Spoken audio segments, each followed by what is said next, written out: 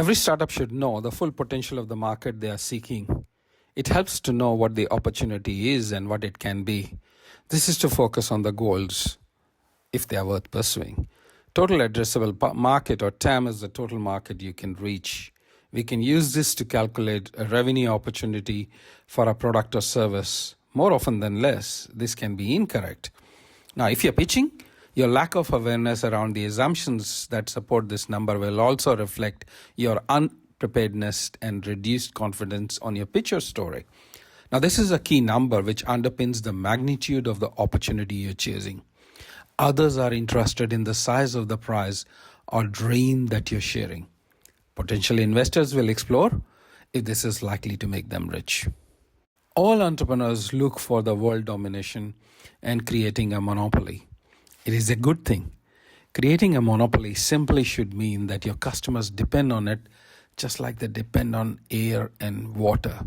As an entrepreneur, you should always think about the technology, products, or innovations that will become so integral part of our life that living without them would absolutely appear impossible. But to think about total addressable market, we need to understand the nuances associated with this and the strategies to maximize it. Let me take you on a quick journey. Bounded rationality.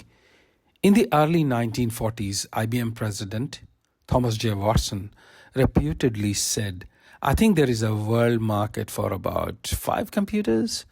Does not matter where you are in the corporate ladder, but we bring our own bias. We rely on imperfect information to suggest a perfect version of the future and can often be proven wrong. Is your version of future based on assumptions? Check these assumptions. If you're pitching, make sure you're not pulling the numbers out of thin air." Behavioral shift. We don't consider shift of market behavior. You may start getting more deliveries at home or work because of providers like Uber or Amazon. Recent emergence of boxed raw food delivery companies that deliver products with recipe for you to cook meals is another example where you may reduce eat out. Proliferation of these companies have added to the options available, which in turn have encouraged more people to join and encourage more companies to provide the solution. Trade-offs. Price versus convenience trade-off. Avoiding queues, for example, by paying bills online or bank or at post office. When staying in a hotel, you find that room dining is slow and expensive, you may reconsider your decision. For any option, as simple as milk, there are alternatives available. Humanizing and reducing friction. Number of new products and services have thrived because of the reduced friction and making it easier to buy. Social interaction at a nearby grocery store and the ability of vendor to drop items in the car boot may encourage shoppers in comparison to another nearby grocery store where they have to push their own trolley and load items in the car. Nudge. I'll call it a strategy to expand the market. A polite nudge is a strategy that works. Do you want fries with that? One of the coffee shop owners used to ask his customers, "Do you want one for the road?"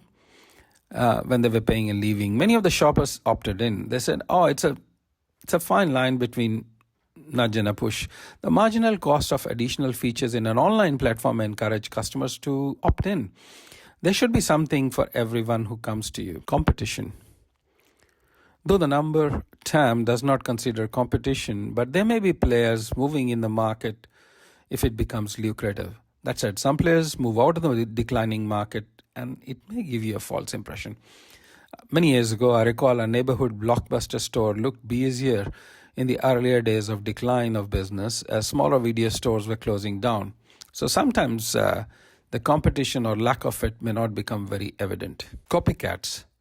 Success brings copycats impacting the market. A gym chain becomes successful, others follow suit. On the same street, many gyms open next to each other. Then COVID happens and people change their habits again. They start exercising at home. Not just one business, but the entire industry gets impacted. While copying the business model, it was not assumed that something so radical like COVID may change the market. The prevailing thinking was that people will buy membership because one gym offers marginal business model differences and other people are in general were becoming fitness conscious. Systems thinking.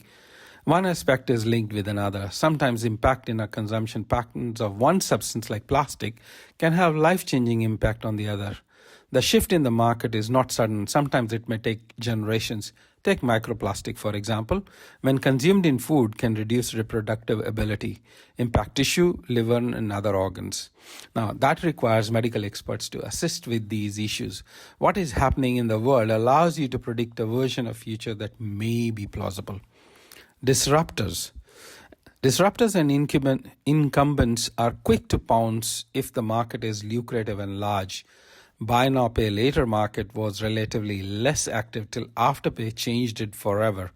Many small players and banks jumped the bandwagon with different flavors of it. The market got sliced and diced rapidly. Same happened with the taxi industry. In fact, the new players call them ride-share business. One disruptor is usually followed by many who then slice and dice the market, changing the industry completely. Rationale and coherent story.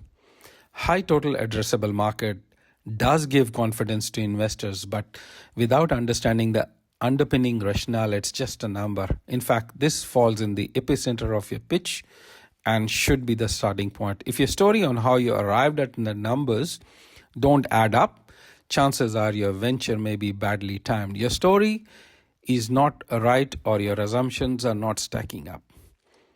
You may want to watch Bill Gross's TED Talk on the timing of venture. I'll share the link to the article below. Your personal story should be equally coherent and credible as you are the one who is creating the story of your venture. You should strengthen your story, and your story should in turn strengthen you, underpinned by strength of purpose. Else the numbers will neither be credible nor coherent. Now, this whole thing reminds me of an old story of a wise vizier who was famous for his wittiness. His king was always trying to test him, and Vizier was always excelling. Once the king stumbled upon a question and he thought Vizier may not be able to answer. So king asked his Vizier to find out the number of birds in his kingdom. Vizier obliged by coming up with the number very promptly. Amazed, the king asked, "What if there were more?" "Oh, they must be visiting from the neighboring kingdoms," the Vizier replied. "What if there are less?" King asked. "Then they must have gone visiting their relatives in the neighboring kingdom." King smiled and accepted the answer. So, sometimes it's hard to get the perfect answer. Should that be the case, make sure your assumptions stack up. And if you have any questions on this, do reach out to me. Provide your questions and comments. Please do subscribe. And you can follow me on my Substack, sameerbabar.substack.com, the link I have provided here. Thank you very much.